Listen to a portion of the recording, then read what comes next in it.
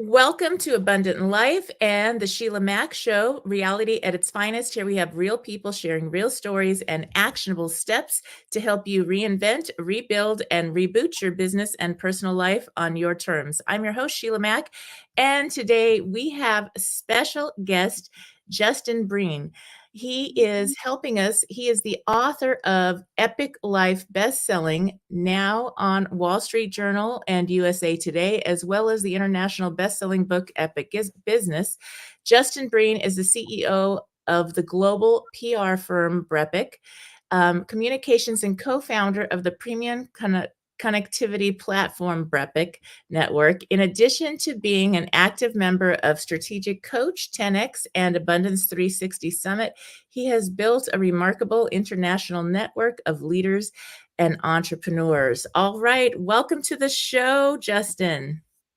It's an honor to be here. I was thinking about all the kids, the foster kids that you've helped, and then the story the story about the girl whose mom committed suicide, and she was living with her aunt, and then she started buying brightly colored clothes because her mindset, or maybe her way of thinking about life, had changed from the goth all black clothes. So I thought that was a really good story. So grateful to be here. Oh, thank you. And it's so good to have you on the show today. And for those tuning in on LinkedIn Live as well. And I would love to hear, first of all, I'd like to start off the show by asking about a time in your business or personal life where you experienced a tough situation and how you got past Right. So the intro to your show, those hit hardest often become the change makers. it. so um, everything that my brain does, all I do is spend time with my family and then talk to the world's top visionaries. So not humans or not consultants, not business owners, just visionaries. So these are the four things that separate visionaries from humans. There are only four things. So one is bankruptcy or potential bankruptcy. Two, depression. Three, highest level of anxiety you can imagine. Four, likely and or possible traumatic experiences as a child or young adult. So for humans, business owners, consultants, those are excuses. For a visionary, that's, figure it out. That's the way to unlock abundance and manifest money. But like most people they're not born like, and then I'll answer your question, but like, you go to college at age 15 and emancipate from your parents in multiple foster homes. And I mean, most people aren't going to do what you're doing with that. They're just not. I mean, so all I do is spend time with my family and then connect visionaries to serve humanity. So I just connect very damaged people. That's what an entrepreneur is, the most damaged person with the highest IQ, highest EQ, most hustle. So that's what a visionary is. So I just connect them to each other, and then they help everyone else. But I guess to actually answer your question, I guess two of them. One started first company after job. I was a journalist for 20 years. Job salary was cut in half. Couldn't find a job. Incorporated with zero business background 6 days after turning 40. And then I was working full time at half salary. And then over 6 weeks, reached out to 5,000 people to find first five clients. So most people, they're not wired like that. Got fifth client, resigned next day. And then at the time, he's since retired. But at the time, Robert Feeder was the top media columnist in the Midwest. He did a story. I started my own firm. So that was to start the first company. And then 2 years into the first company, had made more money in 1 year than I'd ever thought possible, and had never been more miserable in my life. So I'm like, oh, that's an interesting. It's interesting.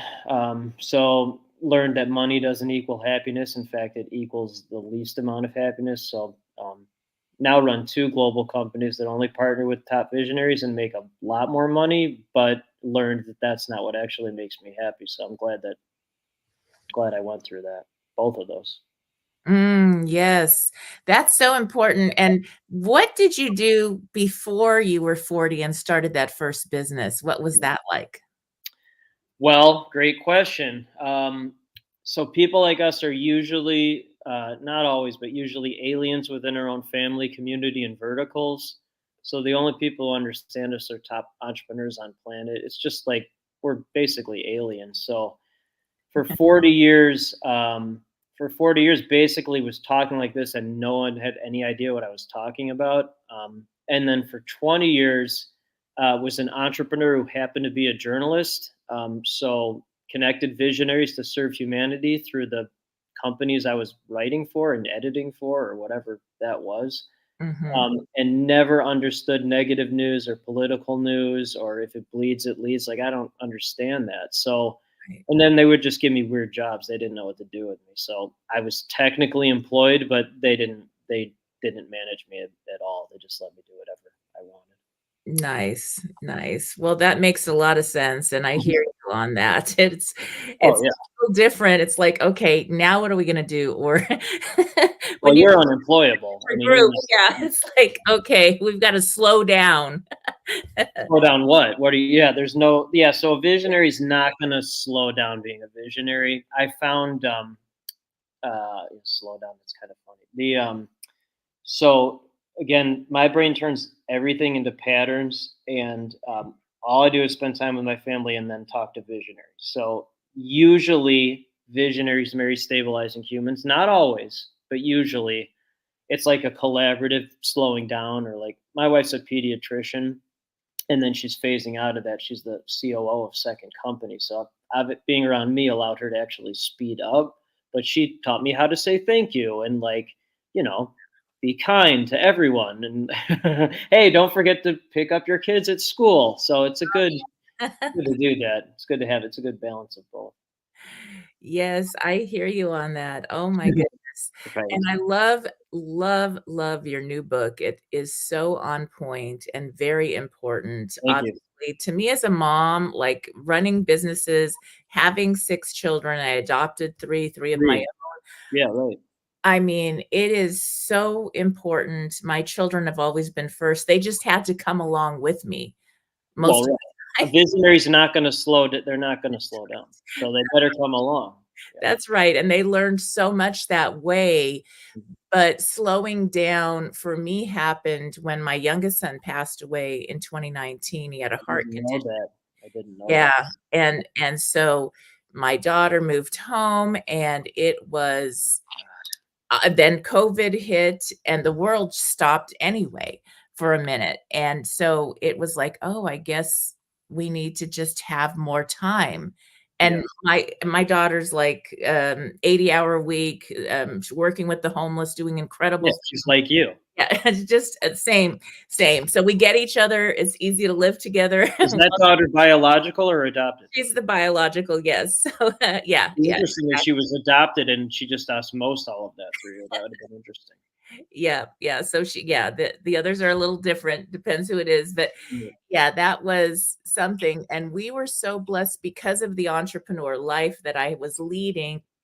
I had that 7 years off, and when we got the diagnosis for my Michael, my youngest, Uh-huh. I did travel the world and studied with all these great leaders, Tony Robbins, everybody Hmm. else under the planet, and so I had given him that gift and our family the gift of time that Yeah. very few people on the planet can just go and do, Mm. and that was priceless for Yeah, us. you understand. So you understand. So, like, thank you for um, saying that. It's really good context. So all this entrepreneurship, all it is a shield to cover the damage, because entrepreneurs are the most damaged. Almost everyone I talk to is at least three of those four things. The really quote unquote successful ones are all four usually, and then they create all this stuff, and that's fine, but it's just a shield. And then why I wrote Epic Life is it's how to build collaborative global companies while putting your loved ones first. Because I talk to 1 to 2 people like us every single week that Mhm, have let entrepreneur life destroy their family life, or they're torched their family, or they've never had a family, or they're. And then, okay, so, and then we have 2 boys, both biological. They're 11 and 9. They're both 9 quick start, pure visionary maniacs, unemployable. mhm, And then when my 9-year-old was 8, his name's Chase. His name is Chase. So when he was 8, we were talking about bending time and IQ. Your IQ has to be, and your EQ is off the charts. It just, you wouldn't be able to do what you're doing without that. But But we were talking about bending time. So Chase provided the single best definition of what life is that I've ever heard, and all I do is talk to geniuses like you. But so he said life is he considers life one long great day, one long great day. So yesterday's before you were born, and tomorrow's after you die. And Mm. so there are only two ways to have a great day. Only two. He's a simplifier like I am. But, so one, create more living things. Fundamental purpose of any living thing is to create more living things. So that could be actual life. It could be a company, a foundation, plant a tree, whatever. Mhm. And then two is do what you like to do and what you're good at, and just keep getting better at it. Right. Getting better at it. So all I like to do is spend time with family and connect visionaries to serve humanity. And then by doing that, we have all this time. So the gift of time is the best gift you can give I mean, that's the best gift you can give anyone. So that's wonderful what you were able to do for your And, for me, I can't express how grateful I am I did that. My daughter well, just right. graduated from UNLV, Hmm. and we had an active live shooter there the week before graduation Was on this the concert, the big concert? no, it was Oh, at this was the UNLV shooting. Yeah, that was another one. it was in her class, in her building that one of the shootings happened. Hmm. She's also a peer advisor with the veterans, so that was the other office she's always in. Oh, man. And that day, she actually was called. The whole class got canceled because it's very close to finals, and she just graduated. Hmm. So they voted to cancel the class, or she would have been there with her classmates Right. in the So I building. stopped believing in randomness a long time ago. Yes, Things are it just was just too close to home and right. very, very aggravating and scary, and we had a beautiful ceremony with the graduation that honored, the 3 we lost 3 faculty members, and then another one's still in critical condition at this point, so, Mm. we did the best with that, but that makes any parent anywhere, I we would don't hope know. so.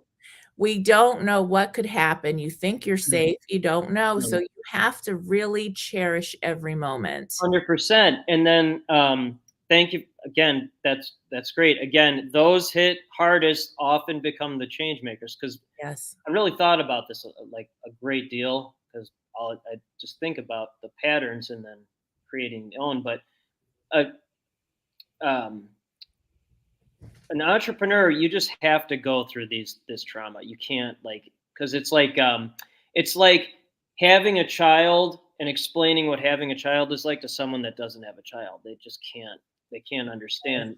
And I've always thought that women entrepreneurs are better than men overall, especially the ones who have had children, because a man's never gonna, they just can't understand having life inside of them. It's impossible. You can't.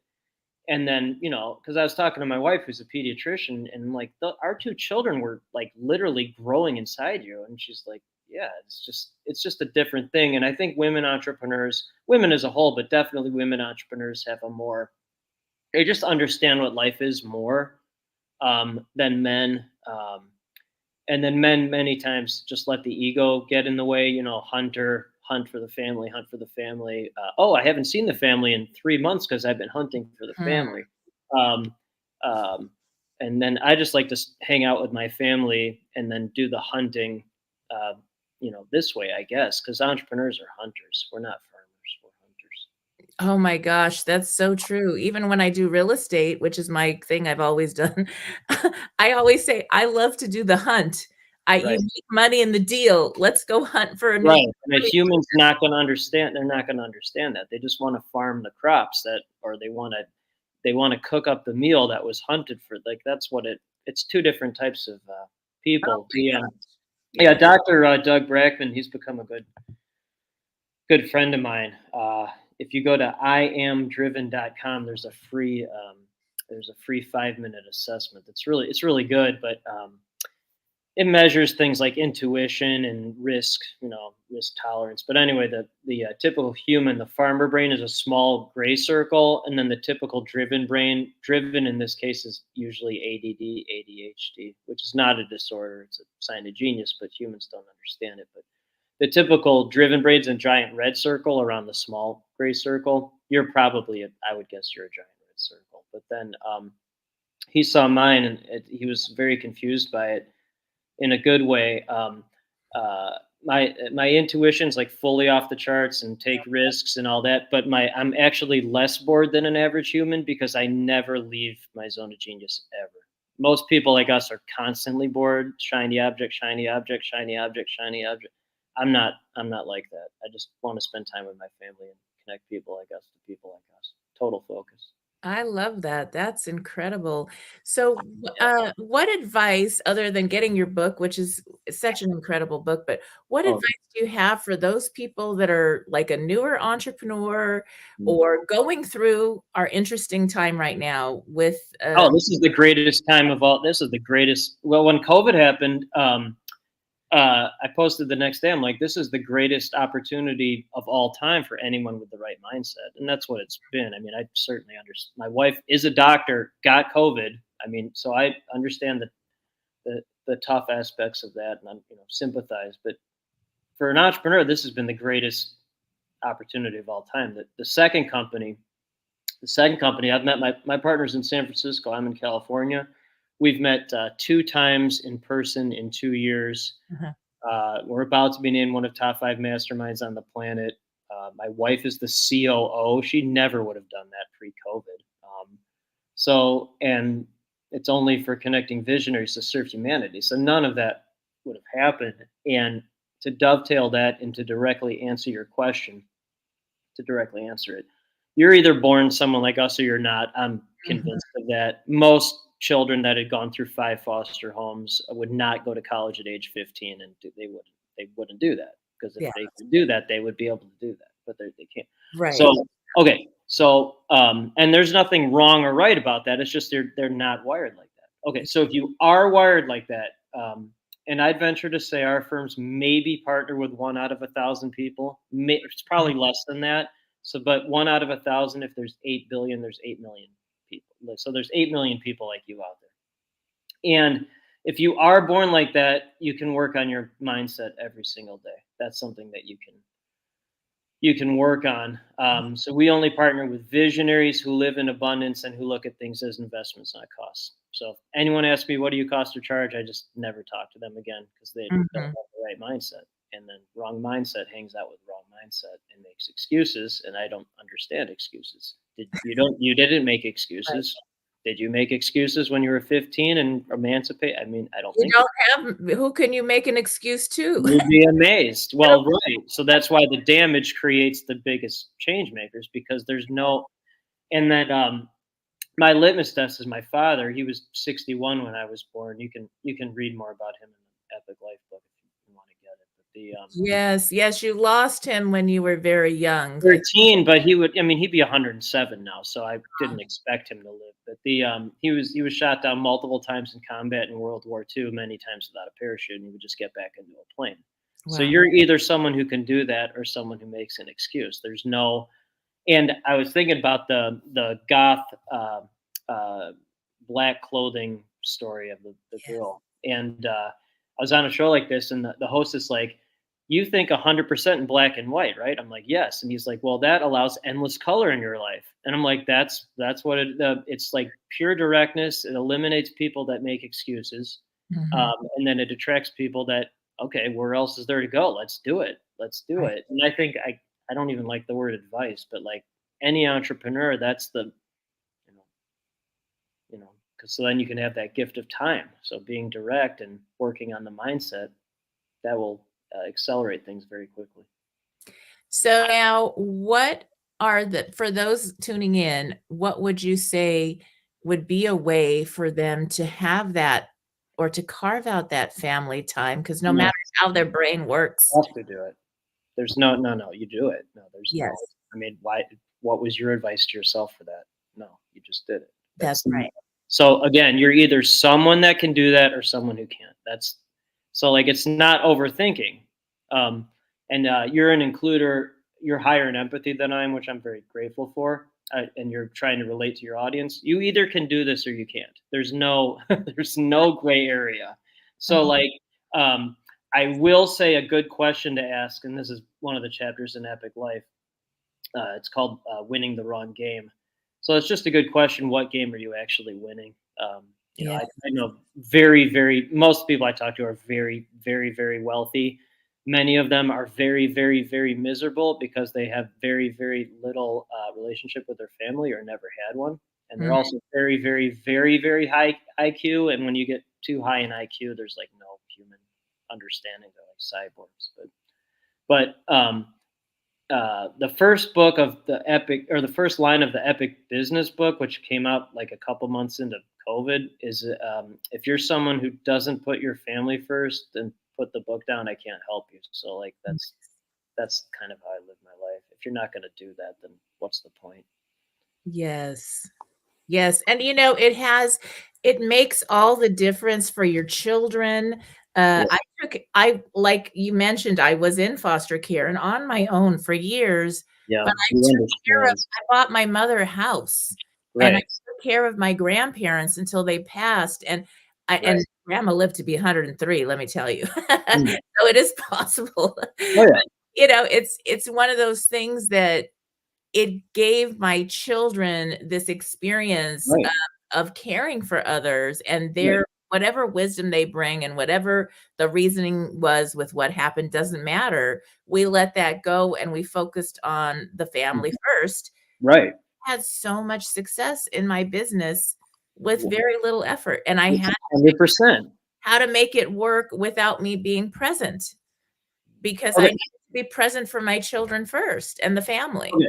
So one, your answer to your own question was better than my answer. So congratulations on Oh, that. But like, I mean, honestly, you could interview yourself in this because like there are two ways to live life. The way you and I are talking about, and then not. So it's really it's not easy, but it's also not hard because it's a very simple choice. And then if you do it, well, okay, are you willing to pay the price to do that? Are you willing? Are you willing to understand that, oh, maybe certain things aren't going to go well over here, but if I focus on this, then someone else will take care of the other aspects. And I, it's the holiday time, so I think about the year in life or whatever, or the long day, as my son would say. But um, you know, and you're a perfect example of this. You're like the perfect example. But so all I consider myself as is like a bridge between the lessons my dad and my mom and their families taught me, or somehow it got osmosed into me. And then I'm a bridge between that and then my children, because they're 11 and 9, and then their children and their children, and so like the folks with the huge egos, they think that they're gonna like live forever, and then that people think that like having a big exit or making this list is a big deal, and that's fine, but like I'd literally just consider myself like a lesson bridge. And you're definitely, I mean, you're 100% at the highest level, that you took all the quote unquote negatives or the hardest hits or whatever, and then you turn it into, very quickly, by the way. I mean, with one link of life generations, I mean, think about that. I'm sure you have, but you broke that horrible, difficult past, and then you created a much stronger fence, like a line moving forward, which is it's really great. It's really great. yeah, and all my kids are, like, in some form of contribution. They do That's logical. or, things that they're like my daughter does real estate with me part-time, but she's a social worker, Of caseworker, course. and so it's like because you don't make enough money in that, but that's her heart. Yeah. Right. And so, that's what it is. It's a thing that's just part of Oh, giving I got something. I got something for you. Yes. Okay. Okay. Because your daughter. Okay, just think about your daughter here right Okay. now, or yourself, Yes. or any great visionary. But okay, so again, everything's a pattern or simplify. I was talking to, I'll introduce you to her after this if you want me to, but she's a 9 quick start. Her name's Sarah Harkness. She said 26 surgeries. She should be dead, but she's not. She's got young kids, and so she has a global movement now. But anyway, she was talking. We were talking about genius, and then I will just simplify it. There are two types. Okay, So there's the brain genius. I talk to a lot of brain geniuses. These are super high IQ. These people are building, I mean, whatever the hell they're building with AI and computers and all that stuff, Right. longevity. So they have genius brains, um, but they don't have genius hearts. So Mm, they're building all this stuff, and they're like robots, which is fine, great. You know that they benefit society building that stuff, but then they torch their families. But so then there's the genius heart. This is the kumbaya, the hippie on the street, the person making no money. They're very sweet and kind, but they don't have the genius brain. So they're playing guitar on the street, which is fine, yeah. but it's not global impact. It's not. You're Mhm. playing guitar on the street for the most part. You're not going to. So then if you combine it, the genius brain and the genius heart, that's where you get the real excitement, the genius brain. And I think you can. I think you're born. Most people like us are born with the genius. Well, they're all born with the genius brain. I think you can learn the genius heart, or marry someone who has the genius heart, collaborate with someone. Mhm. Um, that's I think that's what goes down with the mindset as well as learning that genius heart part. Because if you have a genius brain and no genius heart, then you have all this stuff, but you don't have anything. And if you have a genius heart but no genius brain, you have a lot of love and stuff, but you don't have the tool to use it to its maximum. So I think combining those two things, and I see that with how you describe your daughter, and then you're definitely, I mean, you're right at the top with both of those for sure. Yeah, so, I mean, you think that that to me is the funnest thing to do on the planet, is to go help other people Mm. and be a change in the world. Right. That's Okay. So yes, and then you have the genius brain to be able to do that through whatever real estate, podcast, whatever the hell the mechanism is. But you can right. do that because you have both. Yes, that makes a difference, No, and that's only because you can be talking about helping the world, but you have nothing to. If you have no way of mechanizing that or paying for it, or like, mhm. what's the point? Right. So true. And, I one of our we have a few homes, so one of our homes is in a beautiful, Of um, course. award-winning golf resort community. Right. And a lot of people are retired, and Ooh, I don't they're even like, say "When are that you word. gonna retire?" And I'm like, What? "Are you?" No, I don't That's, even like, say that not word. even a possibility, like, why would I'm having so No, much fun. Why would I ever stop doing what I love? I This don't even doesn't say make that any word. sense.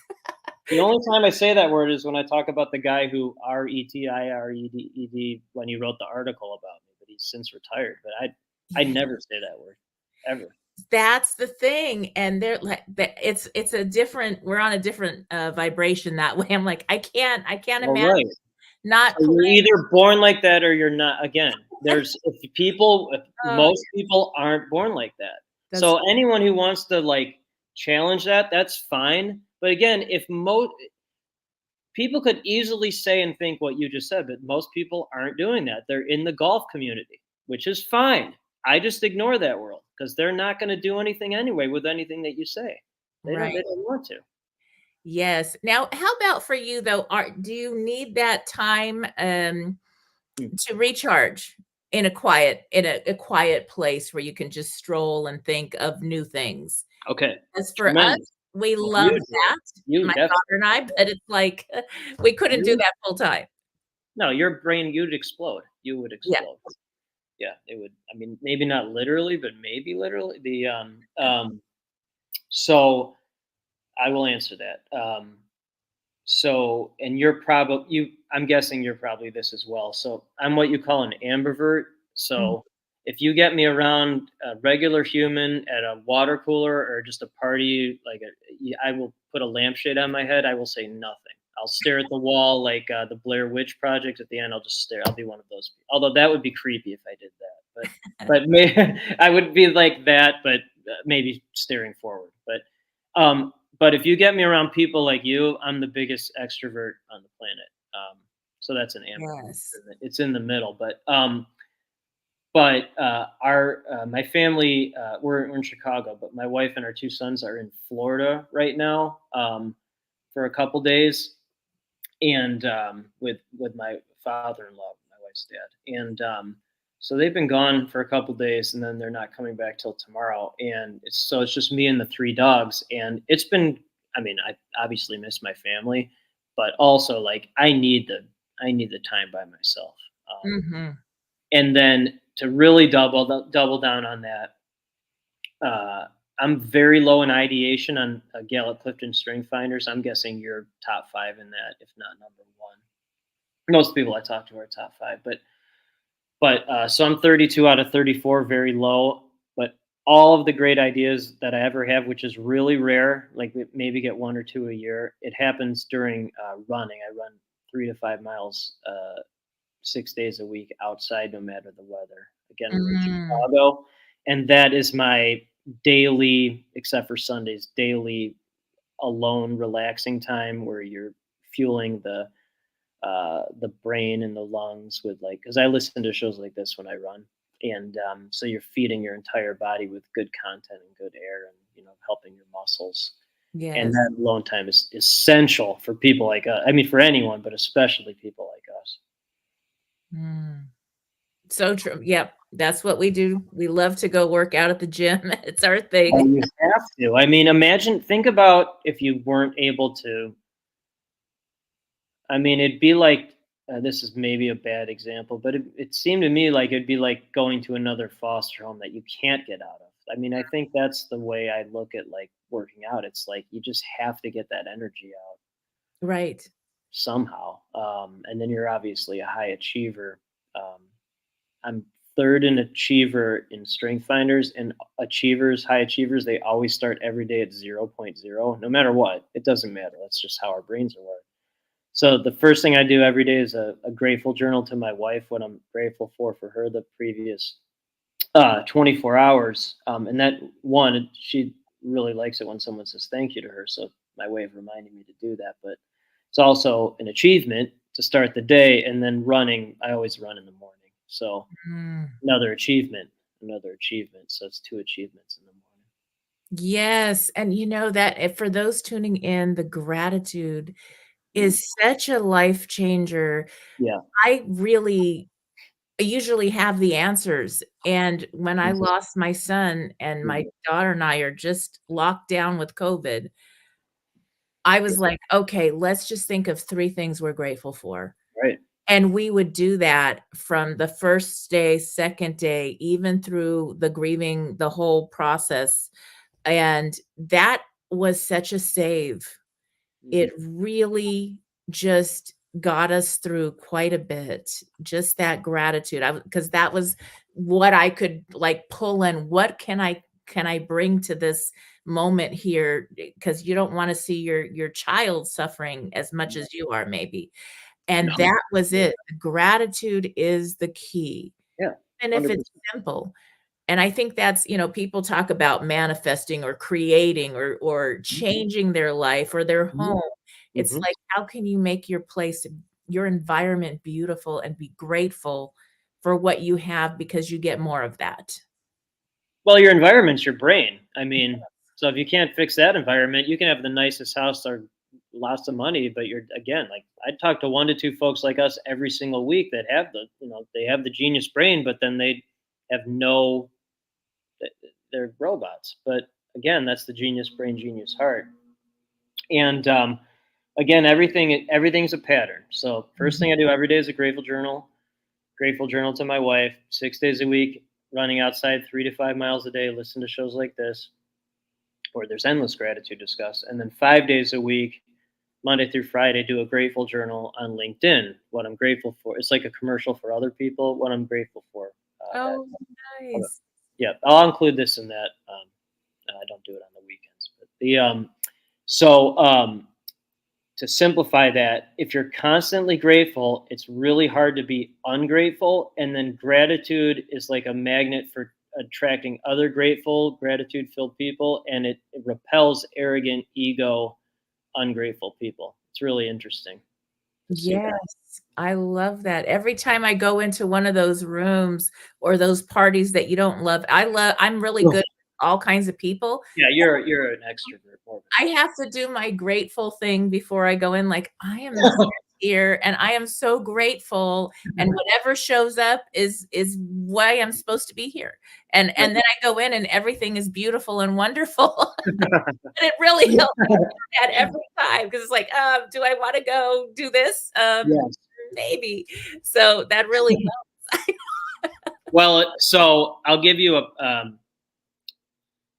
it's whenever I write a third book, this will be the preface or whatever. So uh, I'm in this entrepreneur group called Strategic Coach. I'm very grateful to be in that. Dan Sullivan and Bab Smith started it. It's a great group, and they have a thing called Couples Connection every year, where the entrepreneur and his spouse or partner, who's usually a stabilizing human, not always, but usually they go to a couple days and they talk about things. So anyway, my wife, full stabilizing human with high IQ, Yeah. pure harmony. So she was really sick the day we were supposed to fly to this event, like really sick. And then we had like a 6 a.m. flight, and then like 2 a.m. She's like, I don't think I can make it. I'm like, and I'm high achiever, visionary, right? I'm like, wow, you sure you can't just get on the plane? And so she got on the plane, and then she started to feel better, and then it was like I think it was a 2 day event, and at the end of the second day, because she was hanging around couples where they were entrepreneur couples, were working together, and at the end of it, she's like, "Oh, hey, what if I?" She just comes up to me, like tapping me on the shoulder. She's like, "Hey, what if I decided to phase out of pediatrics and become the COO of your company?" I'm like, "Great, here's the microphone. Tell everyone." And so that was a couple months ago. And so I'm going to land the plane for once in my life, I'm going to land the plane. So since she's done that, she's on board. She has zero business background, less than I do. So she's onboarded almost $500,000 US dollars into new company. We're about to be named one of top 5 masterminds on planet. She's pure harmony, pure relationships. Everyone loves her. She's going to be hosting some medical related TV show next year. I can't share more about that yet, but Nice. I will.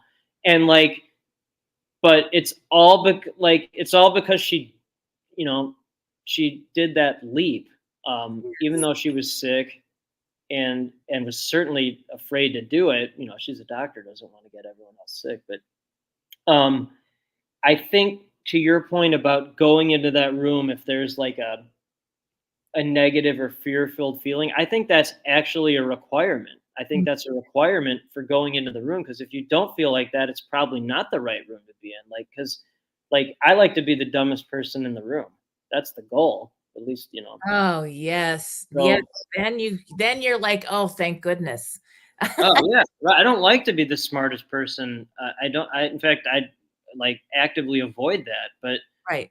um, either the dumbest, or if there's like I've talked to our members about this, the Repic network members, and I'm like, this is the one room where there's no hierarchy. It's egalitarian. No Mm, matter, because we have most of our members are millionaires, multimillionaires, but there's some that aren't. But it doesn't really matter, because it's like we're all coaching each other.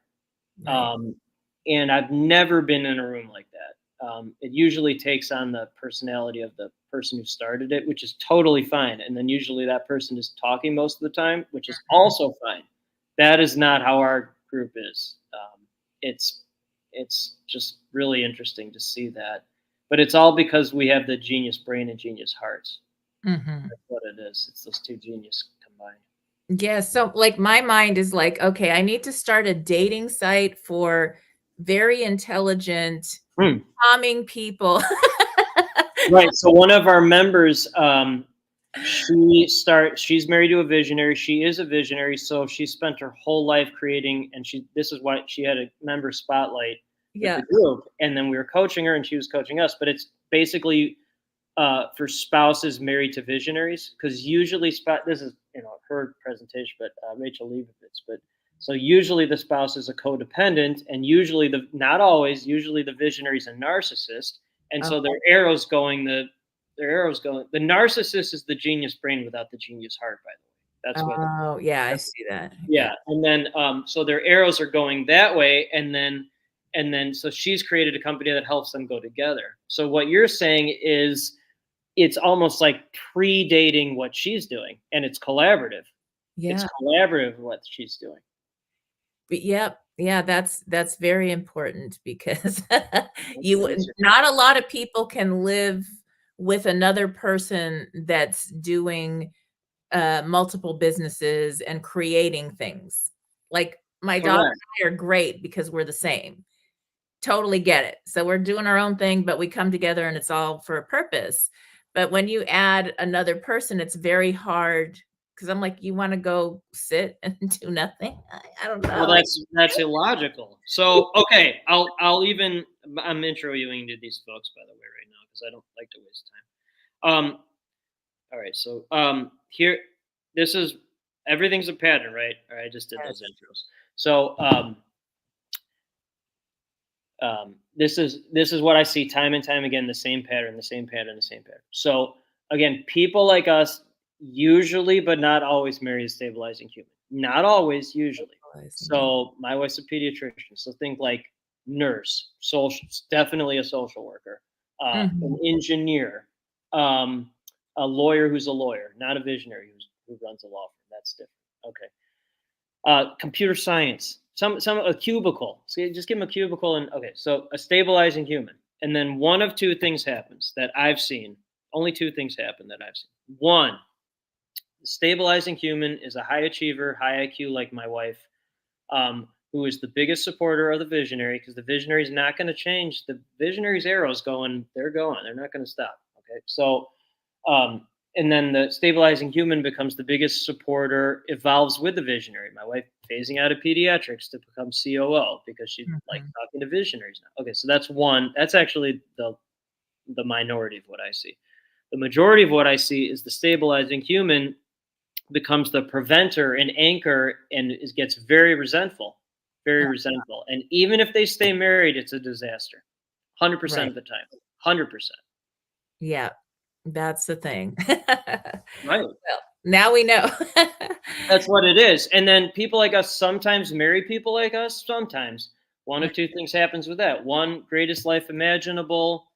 Uh, when someone like us marries someone like us and they ask me what to do, I go hire a house manager immediately. yes. There's not gonna, you'll never keep your house in order. And they're like, really? Mhm. I go, yes. And then Right. and so the one is the greatest life imaginable, traveling the world, whatever. And then two, which is more often, total disaster, dumpster fire. Right. No stabilization. Yeah, and house manager, I've always had help around Well, of the course, house you have to. yeah, and it's something that I just You can't do. I mean, you could do it, but that one. I think you literally would explode. I really do think that. Yeah, you're right. You are spot on because during the pandemic, that wasn't possible, and that was, like, Oh, the biggest oh, equation. I mean, I oh. was like, I traveled I had 5-star and traveled the world for 7 years full time, so Right. I'm like, "Dude, I gotta even make my bed? Are you" That's bad. I don't even know how to do. So, so like humans would think this sounds arrogant, but it's No, not no. because you're like I don't even know how to hold a pencil right. I can't do it. It's just doesn't. So like I can connect people all day, but like I can't put a bike helmet on for my kids. I can't do a puzzle, and recognizing those weaknesses is wonderful. That's great. Being aware of it's number one, but then most importantly is realizing those weaknesses are an opportunity to find a collaborative strength for Mhm. them. And then that's because like I'm dead last in empathy and strength finders. My partner's third in empathy. I'm 31 out of 34 in harmony. My wife is one in harmony. So Mm. like it's just like I can barely make a bet. I really can't make a bet. It's really doesn't like so you get a house manager. Right, Like yep, that's nothing exactly. wrong with that. In fact, it's the only right thing to do Right, because right. they win too. They win. Totally, and the people in my life, like, when my children were young, the nannies I hired actually had $3 million homes, and they were ladies in their 80s that they taught Sunday school, they met us, they loved us, and they They were like, want a purpose. That's "We just all. wanna help, and we love your Yes. family," and I was like, "And you only want how much an hour? Okay, cool," They and they were don't like, care. It doesn't. that's right. It was beautiful. And they were like grandmas. We had all our holiday meals together until they Yes. passed, all that. and it was the greatest gift, their vocabulary, their stories. Right. It was like having this wisdom brought to Right. my children. Oh, I'll even double down. So my dad was sick. Let me. Okay. Thank you. My dad was 61 when I was born in 1916. So he survived Spanish flu, World Wow. War One, the Depression, World War Two. He became attorney in Nuremberg Nazi war crime trials. His best friend was killed in a famous mafia hit. If you've seen the movie Casino, one of the people killed in that was not the actor, but the real person. It was one of my Yes. dad's best friends. Okay, survived all of that. He met my mom after a drunk driver hit him head on. Drunk driver was killed. Dad broke every bone in his body, survived. And then my dad woke up and my mom was standing over him. He thought he was dead and my mom was an angel, but my mom was his nurse. So that's how they met. And I don't believe in randomness because things are just meant to be. Wow. Right. Well, thanks. But that's what life is. So most people, so she was 27, 34-year difference. Um, and then my dad had survived all of that and then I'm the oldest of three and of his children, and then he had all of that wisdom to share with us and had overcome all that. So I got the very best of him with just being grateful to be alive and then having a family. And then chapter one of Epic Life is the cream rises to the top, because that's what he said every day, that he was alive. And so that's what the chapter is. Mm. That's what it is. So I got all the wisdom of the cream that rises to the top. So your kids got the octogenarians who have had all this wisdom, and they had the genius brain, or were married to someone with the genius brain that got them the capital, and then they had the genius heart because they just want to help. So your kids got all that wisdom. That's That's awesome. right. And I was mostly raised by grandparents. Right. Grandma was born in The 1908. one who lived in 103. Yes, and literally all the neighbors were around her age, maybe a few years younger, Yeah. and those were who showed up at our family parties. Our Mm. Later on, when I had my children, I stayed close to those elders, and with Right. grandma still living, when my children were little, she would be over at the house, and I'd have all these incredible elders, plus the nannies and everybody else. So that was what they got. And I Mm. thought that was such an education, a beautiful thing. And wild enough, my dad met my mother because he was injured in the hospital and she was his nurse. Right. So that's logical. That's a logical that makes sense. Yeah, yeah. Yeah, so it's really interesting how that happens. Is there anything Logical. random? No, I mean, I stopped believing in that. My wife and I met the day before she started medical school, so I don't things are just meant Mhm. to be. One, it's much easier living life but like that. Yes. One of the chapters in Epic Life is God winks. Like, it doesn't matter what religion to me someone is, but I'm always amazed when people don't believe in a higher power. And by the way, it's fine if you don't. It's totally fine. I just don't really understand it because, like, it's just more comforting and knowing things are, you know, in motion, and then the key is doing something about that and realizing, understanding the patterns of things. But, like, you know, life is, again, what Chase said, it's just one long great day. And by taking action and making investments, and most importantly not making an excuse, Mhm. doing something about it, I think that's where you find real joy in life. So that's one. And then there's a reason I'm asking this, and you don't have to answer it if you don't want to, but do you mind me asking how old you are? Oh my goodness. I am 54. Okay, you're 54. Okay. I am 46.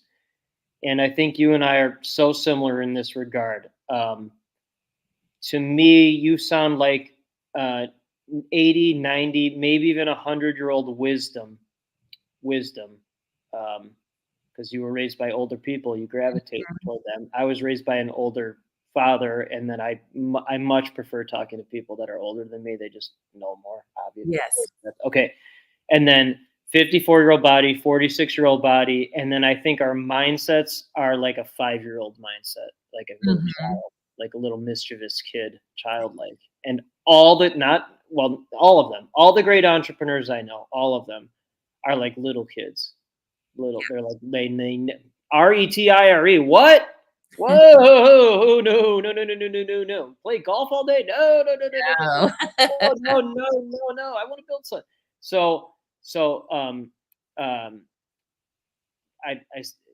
I think you even have older wisdom than I do. One, because you're 8 years older, but then you were raised by grandparents, really old. A real 1908 is even older than my dad.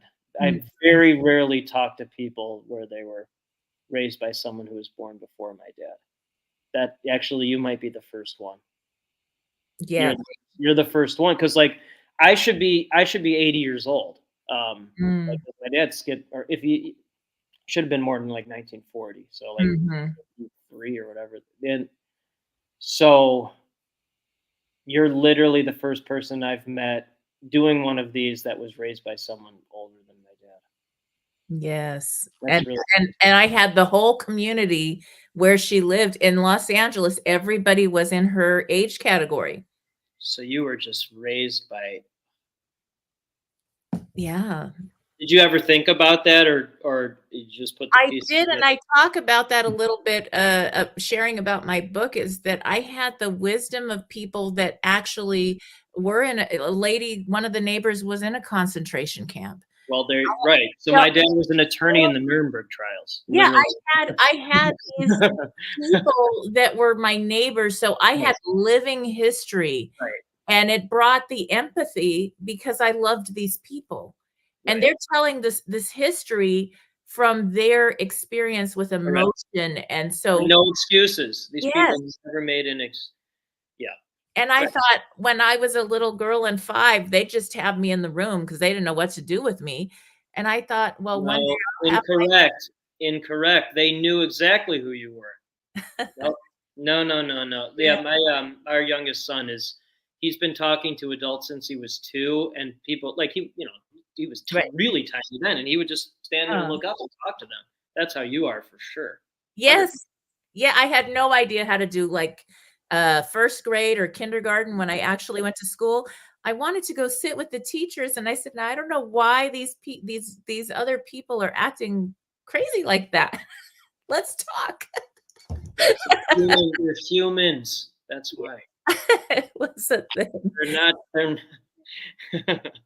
Yeah. not so oh yeah, in 4th grade, uh um in 4th grade, my dad was dropping something off at school. I was in school, and then and then uh and the teacher, I go to the teacher because he was dropping something. Maybe it was a coat or something. I go to the teacher. I go, "Oh, you want my dad to talk about, World War II?"